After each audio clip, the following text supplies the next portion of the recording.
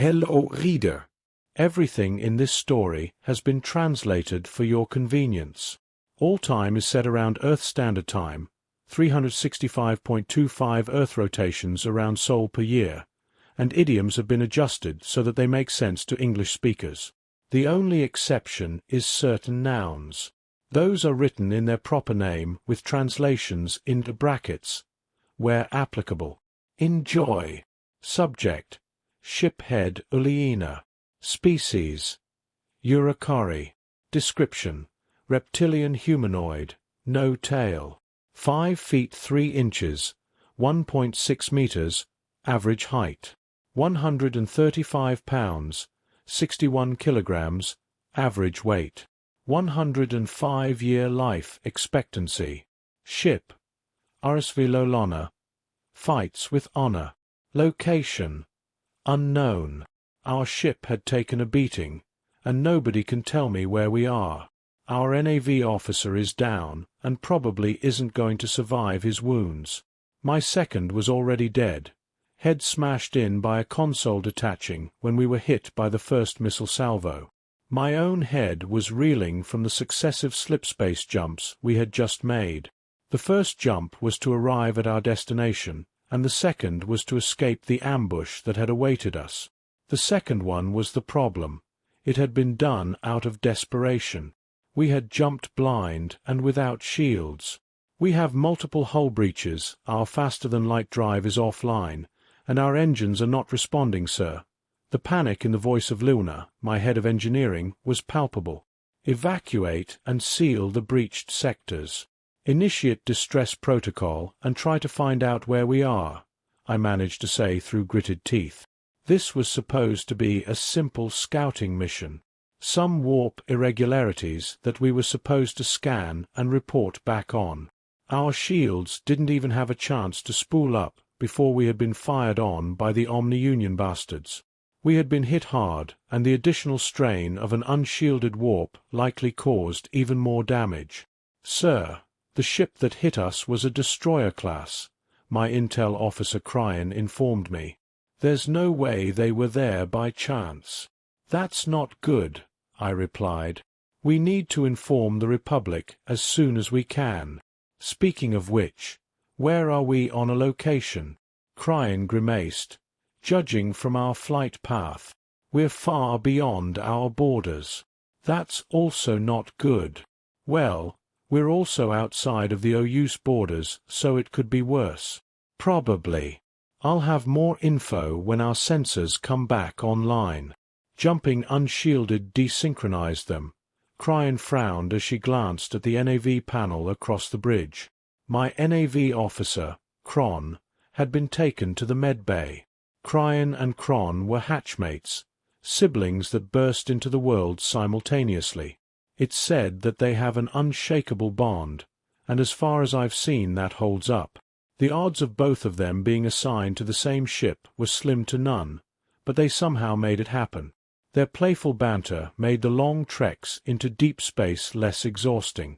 I hope Kron makes it. His quick thinking had saved us.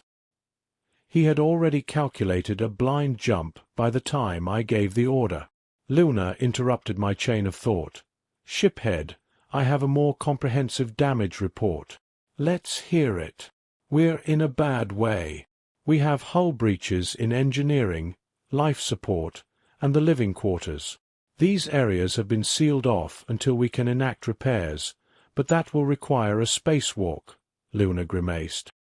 We've lost a lot of gas, and the pressurized reserves might not be enough to fully repressurize those sectors. Understood. As long as we don't have leaks, you can take your time formulating a plan. Not too long, though, or we'll run out of rations. I smiled at my little joke. Luna didn't. We also have no propulsion or shields.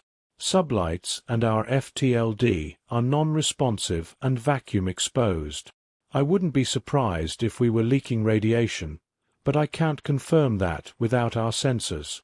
Our shields are non-functional and our frame is damaged. We're going to need at least dry dock for full repairs, but I think it's likely that the ship is totaled. This was far from the Loelonna's maiden voyage. I had been the shiphead for 12 years, but the ship had been in service for at least 30. She had started life as a corvette, but is now classified as a frigate, relatively small for a warship, but faster than most and could pack a punch, as long as we got a swing in, at least. The Loelonna could fit a crew of up to 50, but operated best with a smaller crew.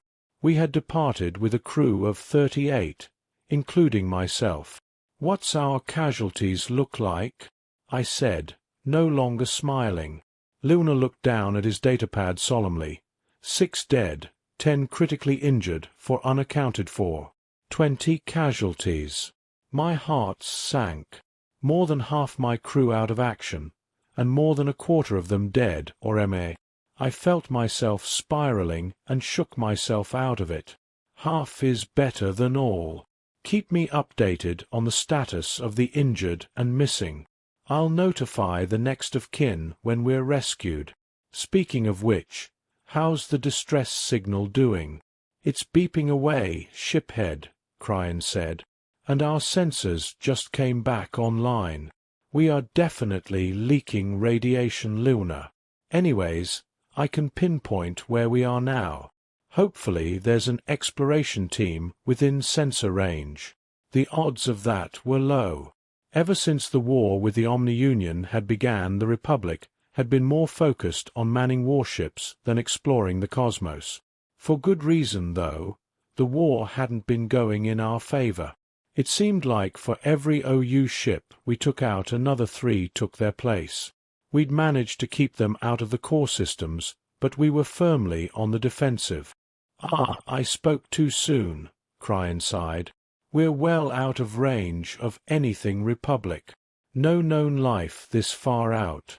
Looks like we're smack in the middle of a solar system, though. Maybe we can get some supplies for repairs. Let's see. A yellow dwarf sun. 8 planets. Oh, 4 of them are gas giants.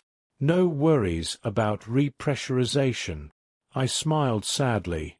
That's good. Hopefully we can get what we need to limp back to Ripu. Phew, Cryan interrupted me.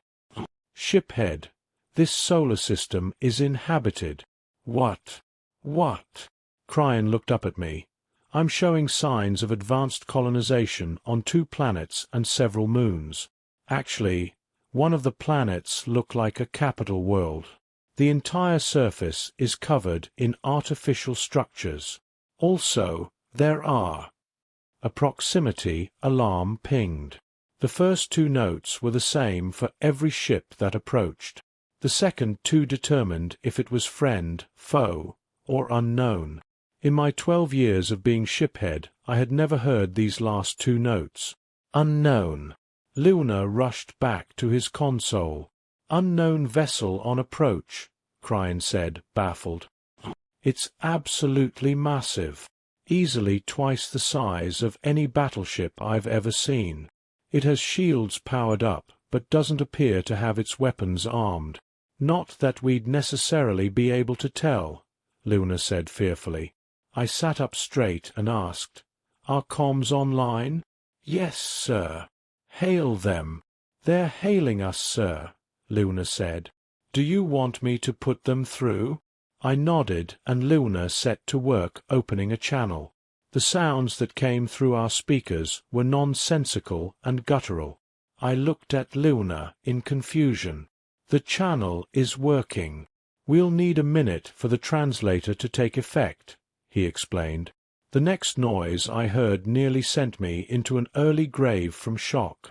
"No need for that. We've scanned your logs and extrapolated your language. I am Captain Reynolds of the USSS Thanatos. You seem to be in a spot of bother. May we assist?" asked the voice from the speaker. It took me a second to remember how to speak. "I am Shiphead Uliina of the RSV Loelonna. We come in peace, and are in no position to turn down an offer of aid. It shall be done. Prepare to be boarded, and welcome to Seoul."